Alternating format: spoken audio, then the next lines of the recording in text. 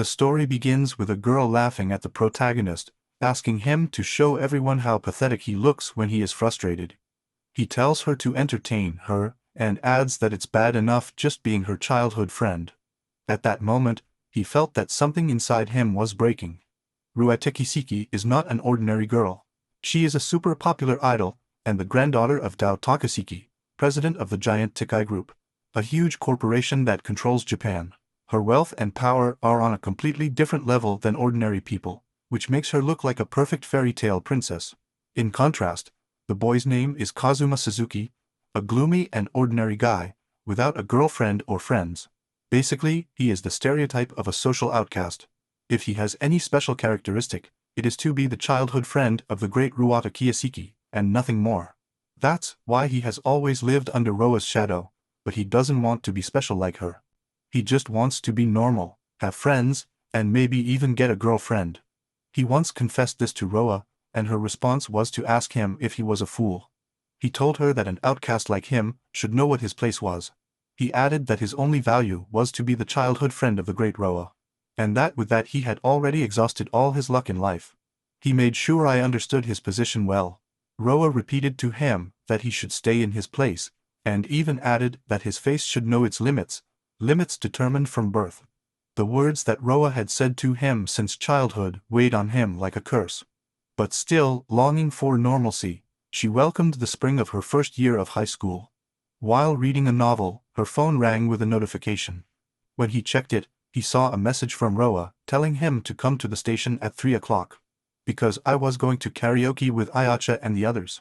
Then he thought about Ayacha, a striking girl he had never talked to. Roa kept sending him messages, reminding him that he had said he wanted friends and a girlfriend. He added that the best thing he could do was to join the elite group, and that he needed to step up if he really wanted to change. Kazuma thought this was his chance. She wanted to change, so she dressed up as best she could, and even mustered the courage to go to a hairdresser. At the karaoke, he opened the door ready to show a new version of himself. Upon entering, the room was full of Roa's friends, and they all immediately started laughing and pointing at him. They would ask him how he came up with the idea of introducing himself, call him disgusting, and tease that he had even cut his hair. The girls kept talking, saying that it was amazing, that it even smelled like a hairdresser. Then Rua told them not to laugh, that he had done his best to look good, but she also burst out laughing afterwards. It was at that moment that Kazuma understood what all this was really about. Rua came up to him and asked him why he was just standing there. He told her to cry for her and bet 10,000 yen that she would start crying. Kazuma then asked him if he had done something so bad as to deserve that kind of treatment. He asked again if I had done anything. Roa replied that it was obvious, pointed it out, and exclaimed that it was because he was her slave, and that she should show him how pathetic he looked when he got frustrated. She ordered him to entertain her. With an evil smile, he added that just having someone like him as a childhood friend was already horrible enough. At that moment, Kazuma felt something inside him shatter. He realized that it was actually the sound of the bond between them breaking. Suddenly, he agreed with her. He told her he felt the same way. He told her that they should end their friendship right then and there. Roa was stunned at his response. She started screaming, asking what he was saying and who he thought he was. He replied by asking her if she hadn't just said that she hated him. She yelled back, telling him not to talk nonsense, and calling him a fool.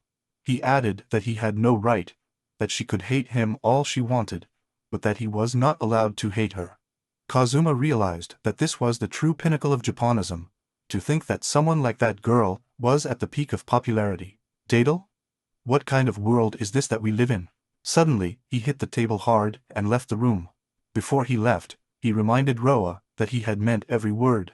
Roa was speechless. One of her friends said that what Kazuma did was pathetic, and to stop playing interesting. Another friend told Roa that she need not worry about him. Ayacha suddenly noticed something on the table, it had cracks now, and asked if it had been broken. Roa's friends began to wonder if it was possible to have powers.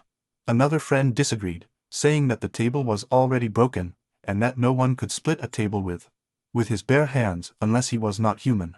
Another friend agreed. Roa was left shaking, and one of her friends asked her if what they were saying was true, but Roa did not answer. He then shouted that he would never forgive Kazuma for ending their friendship. Kazuma felt free now. Strangely, he felt refreshed, and the landscape looked brighter than usual. He began to wonder why he had been obeying someone like Roa for so long. Now he felt that he would rather spend his high school life alone than bow down to that human-shaped beast. He realized that from now on, he did not need to live as his shadow. He was free now. That evening, the president of the Tikai group and director of the Tikai Academy was reading some documents. Roa's cousin, Takasuki Sakura, seemed to be having a conversation with him. Suddenly, Roa came calling to Grandpa, and he was glad to see her. She approached complaining that Kazuma had been very mean to her that day, and that he had told her that he wanted to end their friendship. Sakura asked if that was true, and added that maybe Kazuma was just bored. Roa's rage kept growing as she called him a fool, said he had never confronted her before. Sakura looked at her after hearing her call him a fool, and suddenly asked if Roa had said something terrible to her. Roa quickly denied it, saying it wasn't true. He added that it wasn't like she had just said things like he was her slave, or that having him as a childhood friend was horrible enough already. He said that was all he had said. Sakura replied that that was a pretty terrible thing to say to someone. His grandfather agreed, saying that it was natural for Kazuma to get angry upon hearing that. Roa was surprised that her grandfather sided with Kazuma. He quickly denied any serious intentions, claiming she was just teasing him. A little bit. She explained that as soon as Kazuma started high school, he suddenly started talking about wanting friends and a girlfriend. He asked if that wasn't weird. Full of rage, she screamed that this was not normal. She added that Kazuma had her, Princess Rua, the cutest girl in the world, always by his side, and yet, he still wanted to get close to other people, especially other girls. It seemed ridiculous to him. She said that's why she was just a little mean to him, that a little teasing doesn't hurt anyone. She added that no one in this world understands him more than she does, and that she loves him. His grandfather suddenly agreed, saying that he was right, and that Kazuma was wrong. Sakura watched as her pampering side emerged. Then she commented that if Roa wanted to reconcile, she should be the one to do it. But before he could finish, Roa exclaimed that there was no way he was going to do that. She then asked Sakura if maybe she was Kazuma's mentor, suggesting that she fix the situation somehow, and make Kazuma apologize to her, to the cute Rua, and even tell her that he loved her, and kiss her. Sakura smiled and commented that one kiss might be too much. He then asked Roa's grandfather if he planned to make Kazuma Roa's husband. He confirmed it, saying that was why he was assigning Sakura as Kazuma's mentor to teach him combat techniques and leadership skills. He added that Roa liked Kazuma, and that someone with Kazuma's talent was rare. Sakura agreed with Kazuma's talent, saying that she had never seen anyone like him. He explained that since elementary school, Kazuma had always taken out pure treases. He deliberately got average grades, to blend in with those around him. He also did it so that he could stay in the shadow of Roa. If he ever took it seriously, he would not only bring out Inko cigars, all of Japan, and maybe even the entire world would be in an uproar. He added that he was incredibly popular among the girls, and that he even had to transfer many who fell in love with him. But that despite that, Kazuma has no idea how popular he really is. Hearing this, Rua's ego is inflated, and he confidently says that it is because he belongs to her. The grandfather agrees, and adds that it makes him worthy to be the heir of the Tikai group. Sakura remains silent, thinking that now that Kazuma ended his friendship with Roa, he no longer needs to continue suppressing his skills in sports, studies, and even romance. Things could put very complicated. The next morning, there are many murmurs in the hallways about how someone named Suzuki Kazuma tried to challenge Princess Roa. As Kazuma walks to his living room, he notices a desk and a chair with a paper stuck on it that says, "No seat for you." Kazuma understands how things are now. He had a vague idea before, but now he knows for sure. His childhood friend, the girl, the super-rich heiress and popular idol, is the worst kind of person there is. So, in this situation, there are usually two options: return the desk and chair to their place, and attend classes without making a fuss. Most students would choose this option over that kind of deal. There is also the option of going to the staff room, but for him that is not viable. This is because he is at Tikai Academy. The mission of the Tikai Academy is to cultivate top-class talent and make Tikai the best in the world. It is publicly known as the S-Class Academy, Studies, sports, entertainment. The best in each field receive free tuition and accommodation, attracting elite scholarship students from all over the country. Those who have extraordinary talents are considered upper class, the rest, ordinary students, are lower class. The caste system is sometimes subtle, sometimes blatant, but it controls the school. The most famous and influential person on Tikai is this girl, Princess Ruata Kasiki. Besides, the principal is her grandfather, so of course, the bald head teacher treats her with favoritism. If Kazuma were to complain to the staff room, the result would be obvious, so he chooses option 1.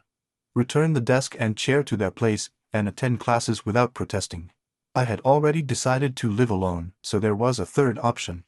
He takes out his pen and writes, "In any case, I will study on my own. It's an order from Takasiki-san, so please proceed accordingly." The students are left wondering if she can really do that, and if she's not afraid of Princess Rua. Without saying another word, Kazuma walks away feeling that it would be annoying if someone found him. He decides to go somewhere out of sight. Soon he finds a quiet place, and thinks about entering. It's the underground library. A place that most students, and even teachers, probably don't know about. Only a bookworm like him would have heard of her from a library committee veteran. It's the perfect hiding place for now. Kazuma just wants to lead a normal life, since he challenged Rua. Making friends or getting a girlfriend is probably impossible. If that's the case, at least, he wants to be left to live in peace with himself. When he opens another door, he finds a girl about to change clothes. She gets scared. At that moment, he had no idea that his attempt to live a quiet life would start with girls who are far from being quiet, and that their days could never be called quiet again. Meanwhile, Roa is in class waiting for Kazuma to come and apologize. In a video on a streaming platform, Roa greets her audience by saying that she is everyone's idol. Roa, also known as Takasiki Roa, has 1 million subscribers. Talk about today's topic, which things have been bothering me lately. She explains that the other day she went to karaoke with some girls from her class, obviously only girls, because according to her, boys scare her. He complains that one of the guys was a complete killjoy. He just sat there all bitter, and halfway through, he even said he was going to leave, which ruined the atmosphere. Roa tells her followers that if the party is good, no one should be the one to ruin it. One for all and all for one, that's how it should work. Then he shares good news, mentions that he has a new project. Roa announces that she will team up with a new voice actress named Minato-chan to form a unit and release an album. She adds that Minato is in the same agency and at the same school as her, and that she is very happy about that. Roa explains that the debut event will be next Sunday at the Brillo Shopping Center, and that admission is completely free. Ask everyone to attend. He then says goodbye, and the video is soon filled with misplaced comments. Meanwhile, in the underground library, Kazuma apologizes to the girl and introduces himself as Kazuma. From the first year, Group 3. She introduces herself as Minato, from the third year, and also apologizes for having raised her voice earlier. Kazuma takes the blame for not checking well before entering. He asks her if she also heard about Luger from a veteran of the library committee. Minato nods. Kazuma realizes that he was not the only one who was told about that secret site. As he adjusts his shorts, Minato tells him that he's fine now. Then she apologizes for keeping him waiting. Kazuma doesn't say anything for a moment, and then asks her why she is wearing sportswear, and more importantly, why she is changing inside a library. Minato hurriedly explains that she was looking for a place to practice singing and dancing, and remembered the underground library that someone had once shown her. She quickly adds that she's a real voice actress, and has a live event coming up with her new unit. Kazuma responds by saying that she is also from show business, just like her childhood friend. Many artists attend Tikai Academy, specially selected students because the school has high expectations for them. She also notes that she even brought a full-length mirror, which shows how dedicated she is. Then he asks her about her class. Minato mutters and says that when he arrived at school that morning, his desk and chair had been moved to the hallway. There was a sign that said, "No seat for you." Kazuma realizes that he has heard something similar before. Also note that that's probably why I had tears in my eyes just now. Suddenly your phone lights up with a notification. When checking it, he sees a series of messages from Rua. She asks him where he is and if he won't be late. He asks her if she watched his video from yesterday, and how everyone is saying that he is a fool. Roa keeps writing, asking what he should do next, maybe reveal his name in his next video so his followers will harass him. He tells her to drag her pathetic desk into the classroom. She also tells him that if he kneels down and begs her, maybe she will forgive him. Without hesitation, Kazuma hits the block button. Roa is blocked. Kazuma then asks Minato why he is going through something like this and if he is not a special student on scholarship. She quickly denies it, saying it's not true. She explains that although she is a voice actress, she is not at all popular. And that both her face and her voice are like that, just normal.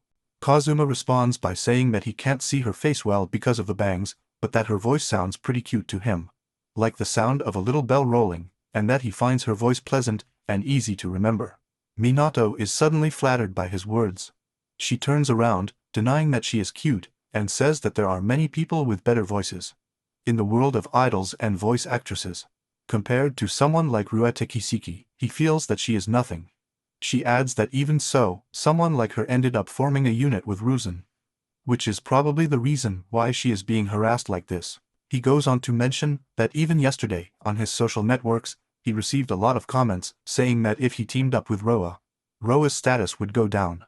Kazuma can't help but think about how horrible Roa's followers are, assuming that pigs attract other pigs. He suddenly asks Minato why he ended up teaming up with that so, referring to Roa. Minato is surprised by Kazuma's words.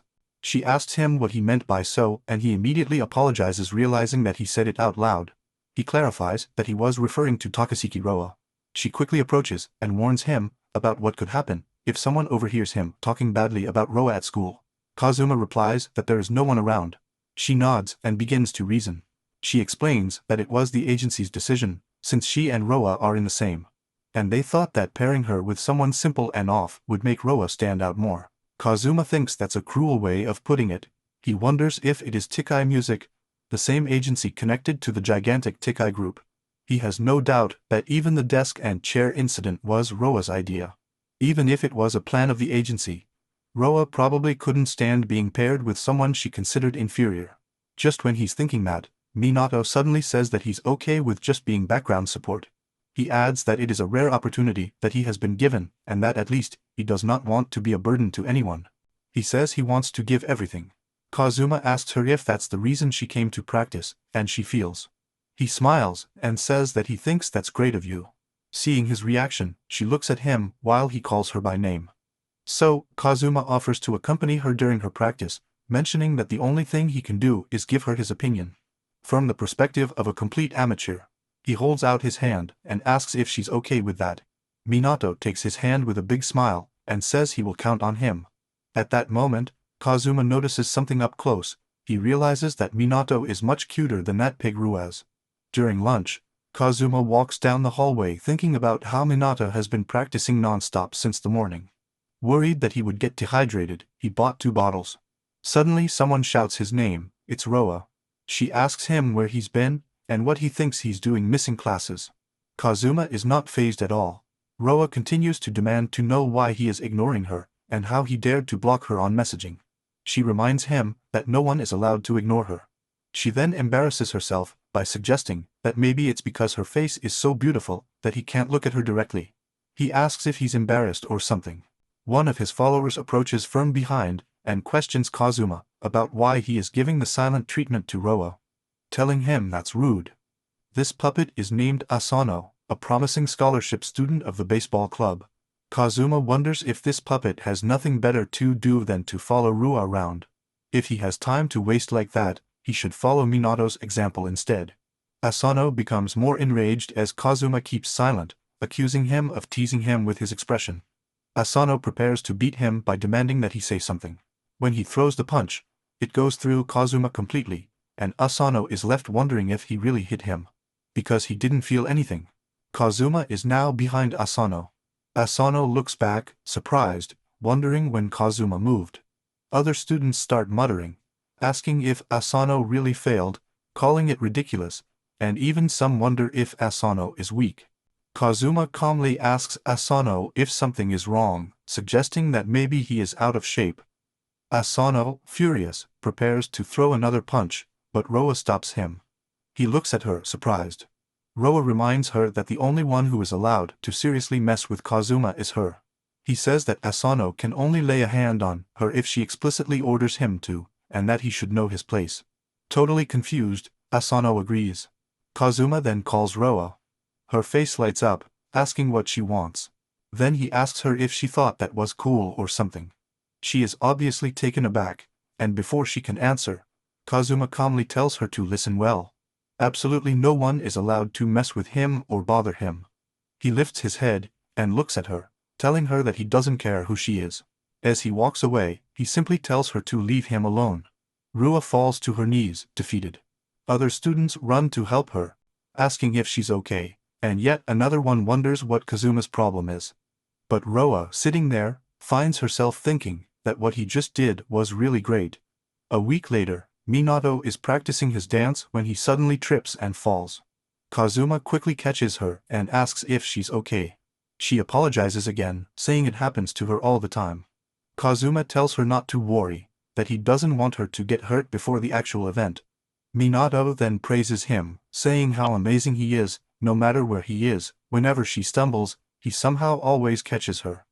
Kazuma simply replies that it's nothing special. Minato denies this, saying that it is not true. She mentions that since that day, Kazuma has been taking care of her, encouraging her, and that he has no idea how much she has helped him. She shows her gratitude by thanking him deeply. Kazuma is surprised by her thanks. No one had said anything like that to her before. He responds by saying he didn't do anything special. Then he reminds her that the past simply returned to the center of the stage, and asks if it wouldn't be better to walk back normally, without turning. He asks her if she always loses her balance there, and Minato admits that it wouldn't look good. On stage, if that were to happen, Kazuma comes up with an idea, and suggests that she jump back in one motion, saying that she might even stand out on stage. She immediately tells him that this is impossible, that the center of the stage is at least 5 meters away. Kazuma then shows him how to use the strength of his knees. He demonstrates the movement, and Minato is shocked.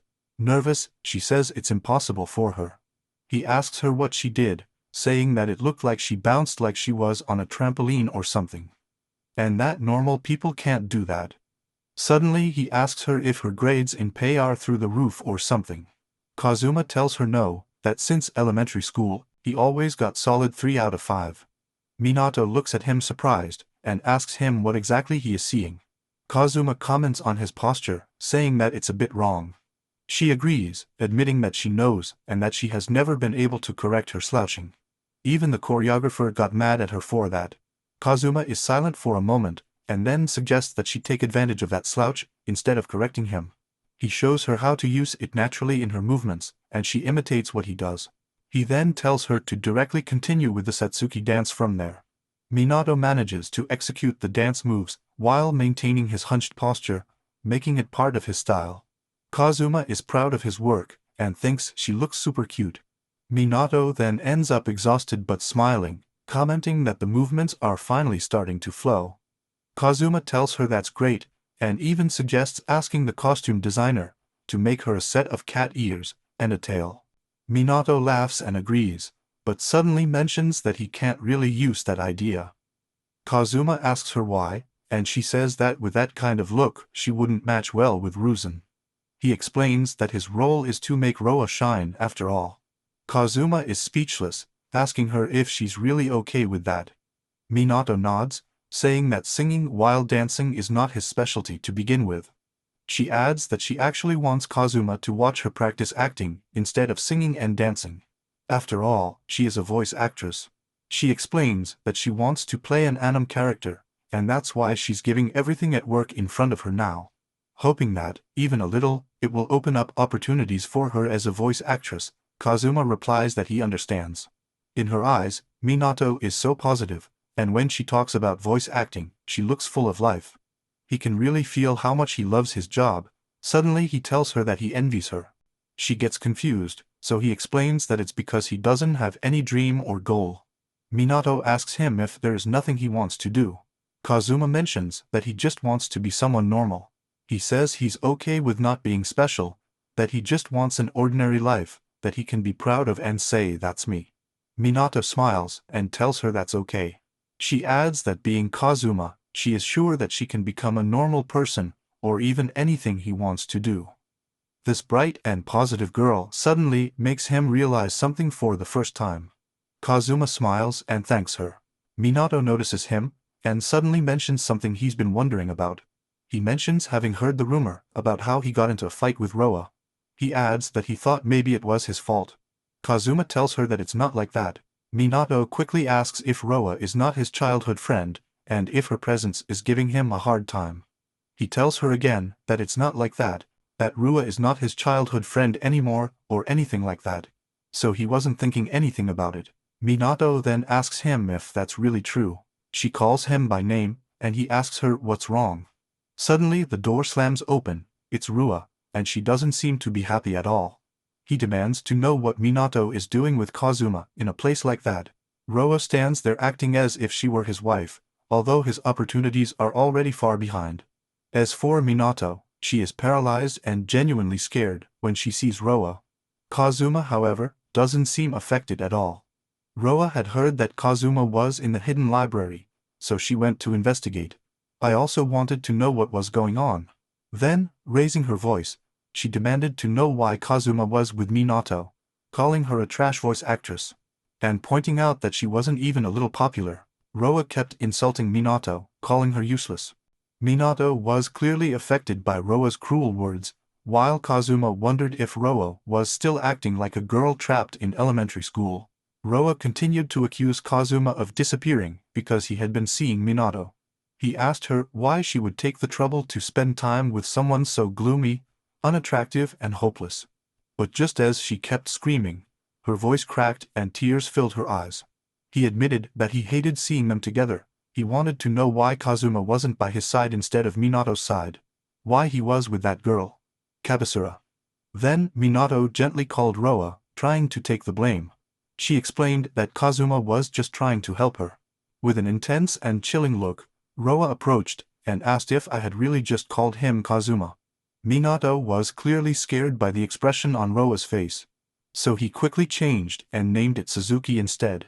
Roa shouted again, mocking her, but she accepted the correction and warned Minato to remember where his place was. He shouted at her that getting close to Kazuma was something that was millions of years away, and insulted her for her appearance, calling her names. To a weird one with a curtain on her forehead. Getting even closer, Roa shouted that he bet she was ugly under that bangs. She reached out her hand, pushed her hair away and was perplexed. Minato looked much better than I expected. Surprised, Roa panicked and asked if Minato had already shown his face to anyone else. Minato didn't understand what he was talking about. Frustrated, Roa pulled out a roll of duct tape and told Minato to pick up her hair immediately.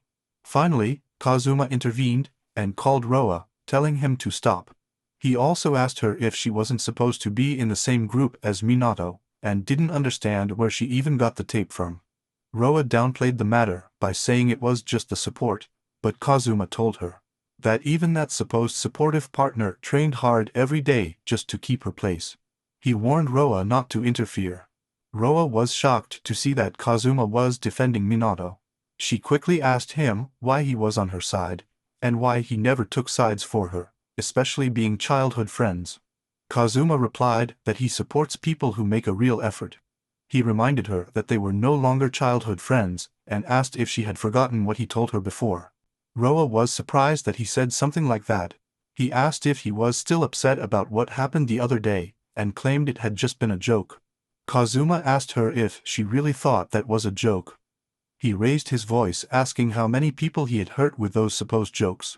He reminded her that she was in high school now, and that she should know the difference between what's okay and what's not.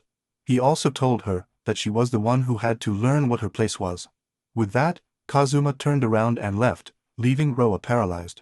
As he was walking away, he called Minato to accompany him. Roa shouted behind him, saying that he was a fool, and that she was much cuter than Minato. He insisted there was no way he was going to lose to a low-level voice actress like her.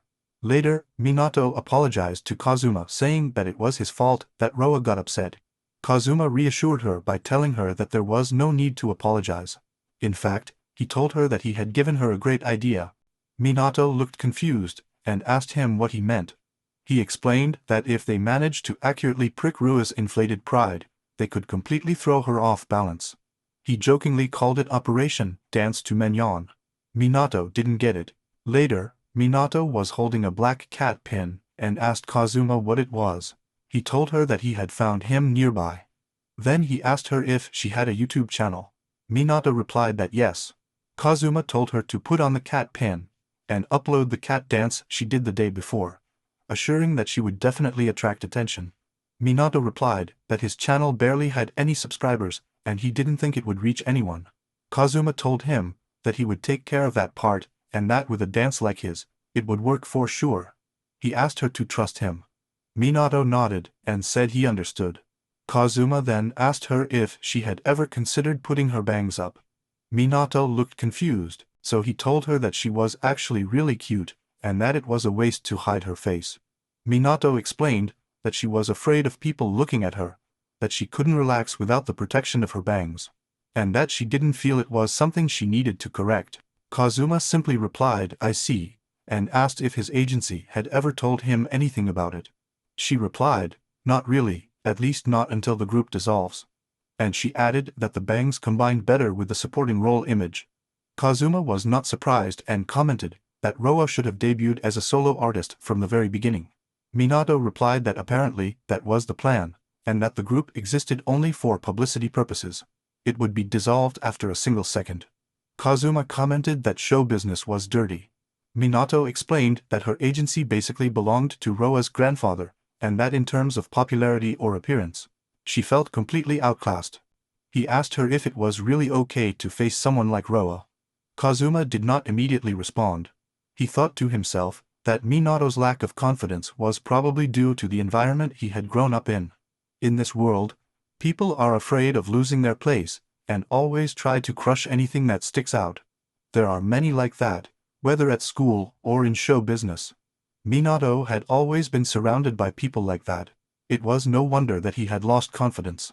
Suddenly, Minato called him by name and asked if it was true that he was Roa's childhood friend. He asked her if Roa was very much in love with him, and she commented that it was something amazing. He replied that it was just annoying. He then told Minato that he could stop talking to him so formally, and to call him simply Kazuma instead of Suzuki-kun.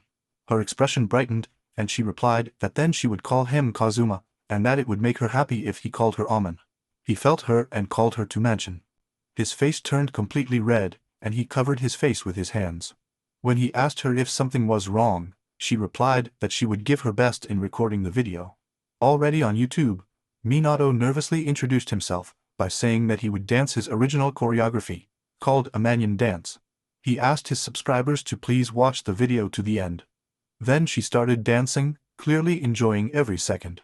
After the dance, she explained to her viewers that she would be performing the same song live at an event that Sunday, and invited whoever was free to come see her. He also asked them to subscribe. Just at that moment, his battery died. Seeing her from his side, Kazuma thought she looked really cute. He took a look at the comments and noticed that they were from real viewers. Out of curiosity, he decided to check out the Roa channel as well, not because he was interested or anything like that, but purely for informational purposes. He clicked on one of his videos and was greeted with Roa screaming like a lunatic, calling him by name, insulting him, calling him a fool and a crap thrower. I was yelling at her for not realizing how amazing she was. Then, without missing a beat, he completely changed his attitude, greeting his spectators as if nothing had happened. He explained that what they had seen was something called an acting emotional expression, and asked if it had surprised them. He said he had simply channeled some recent frustration into that performance and joked that maybe he should devote himself entirely to acting. With a confident smile, she said goodbye, saying to keep encouraging her and promising that they would see each other soon.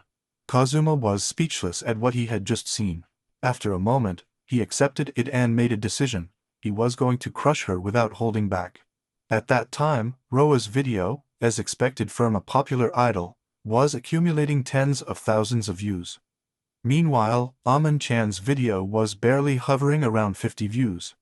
The difference in recognition was painfully obvious, but the tenderness of the Nan dance was a real thing. If only people would watch it, that became Kazuma's mission. to make the video reach more people. He immediately started sharing it, asking people to watch it, and if they liked it they should share it too.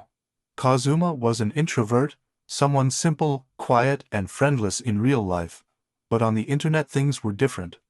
In a certain mobile game, he was even the sub-leader of a big clan, so he had some reach there. A few days later, Minato's video had reached 500,000 views. She was in shock, she couldn't believe that she had reached so many reproductions in just 3 days. He turned to Kazuma and asked him what he had done. He matter-of-factly explained that it had only helped him spread a little, but he made it clear that if the video wasn't really good, it wouldn't have gone viral. He said it was all thanks to his talent.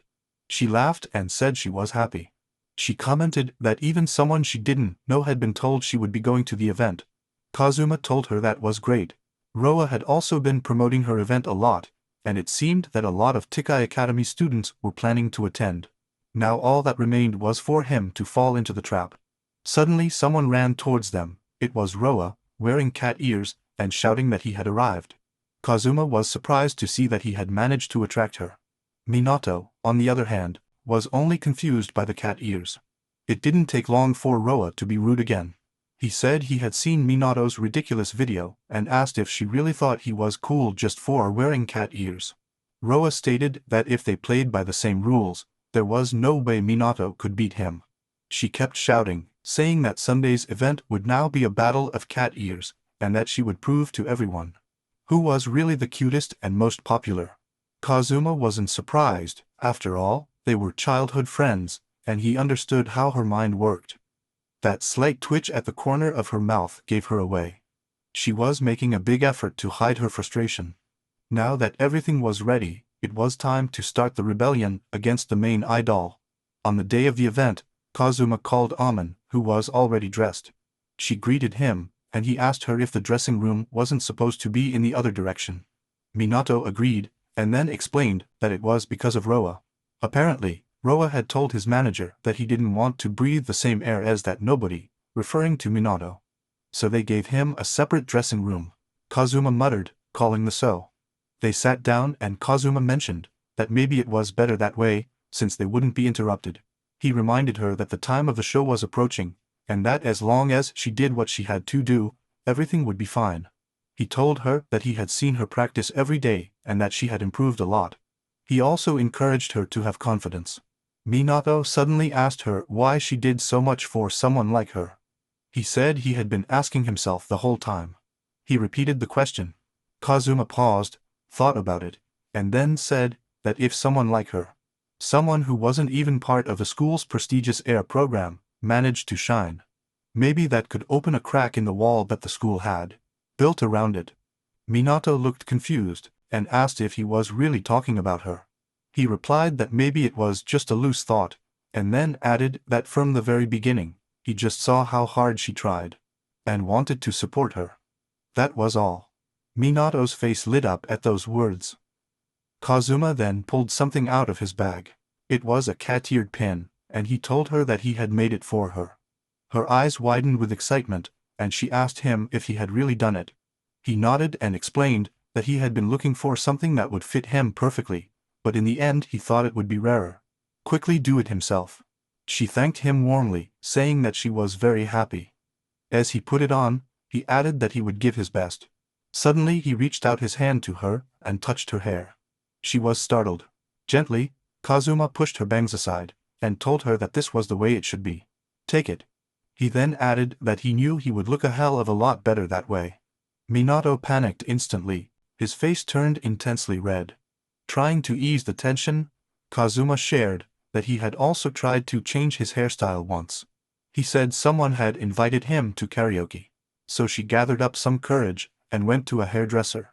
After that, she felt like a completely new person, as if she had been reborn. He explained that in light novels, that's usually the moment when everyone starts to see the protagonist differently, but in his case, people just pointed at him and laughed. He looked at her and told her that she was different. With confidence, she told him that he was someone who could really shine, because he had a big dream and had worked incredibly hard to pursue it. Just then, A knock on the door interrupted the moment. He was the manager, he announced. That she was next. Kazuma turned to her and told her to go out there and steal every last one of the fans from that pig-faced idol. She took his hand and nodded determinedly. Then, Minato ran out the door, ready for her big moment,